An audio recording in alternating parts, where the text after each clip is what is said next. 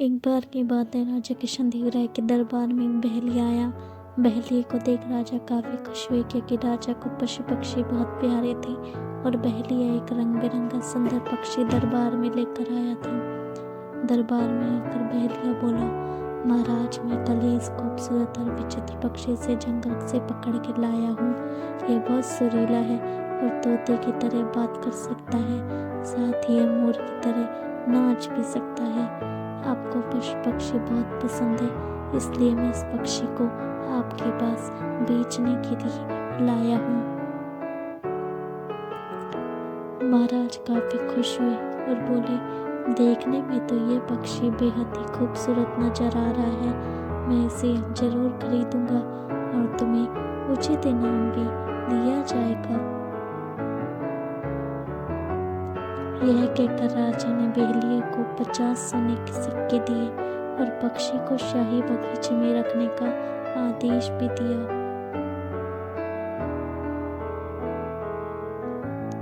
यह देख तेनालीराम से रहा ना गया और उसने उठकर कहा, महाराज, मुझे नहीं लगता है कि यह पक्षी मोर की तरह नाच सकता है। मुझे तो यह भी लगता है कि यह पक्षी कई सालों से नहाया तक नहीं है।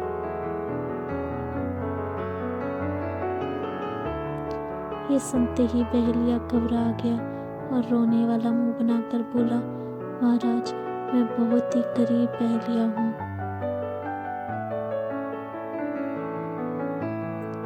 पंछियों को पकड़कर और उन्हें बेचकर ही मेरा घर चलता है। जितना मैं पशु पक्षियों को जानता हूँ, उससे प्रमाण की जरूरत नहीं है और न ही शक किया जाना चाहिए। बेशक मैं गरीब हूँ, लेकिन इसका मतलब यह नहीं कि तेनालीराम जी मुझे गरीब कहेंगे।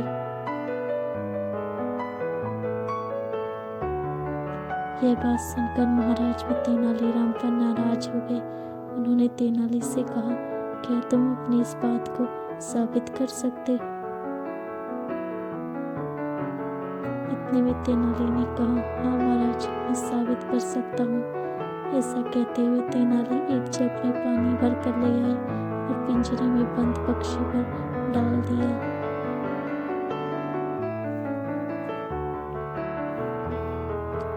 ऐसा करते ही दरबार में बैठा हर कोई आश्चर्यचकित होकर पक्षी की तरफ देखने लगा। राजा भी पक्षी को देखकर चौंक गए। तेनालीराम ने जैसे ही पक्षी पर पानी डाला, उस पर लगा सारा रंग उतर गया। पिंजरे में बंद पक्षी का रंग हल्का भूरा हो गया। राजा चौंक कर तेनाली की तरफ देखने लगे।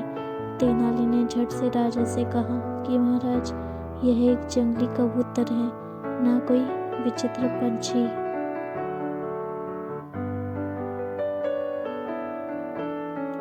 महाराज ने तेनाली से पूछा, तेनाली, तुम इसे बात का कैसा पता चला कि इस पक्षी को रंग लगा है?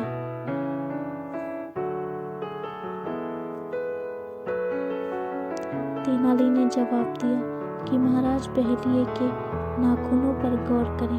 बहेलिए के रंगीन नाखून और पक्षी का रंग एक जैसा ही है। इस बात से ये पता चलता है कि बहेलिए ने पक्षी को रंगा था। ये सब देखकर बहेलिए वहां से भागने ही वाला था कि सैनिकों ने उसे पकड़ लिया।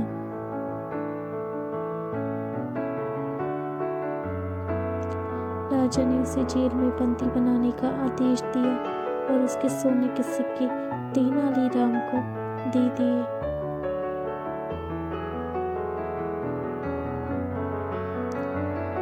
इस कहानी से हमें यह सीख मिलती है कि झूठ को चाहे जितना भी छुपाने की कोशिश की जाए, वो सामने आ ही जाता है। इसलिए कभी भी झूठ बोलकर या लालच से किसी भी चीज की चाह ना रखें। दोस्तों, अगर आपको ये कहानी अच्छी लगी हो तो चैनल को लाइक और सब्सक्राइब कीजिएगा, ताकि आपको और इस तरह की स्टोरीज मिलती रहें। And thank you so much for watching. Thank you once again. Keep watching, keep subscribe, keep follow for more stories like this. Thank you once again.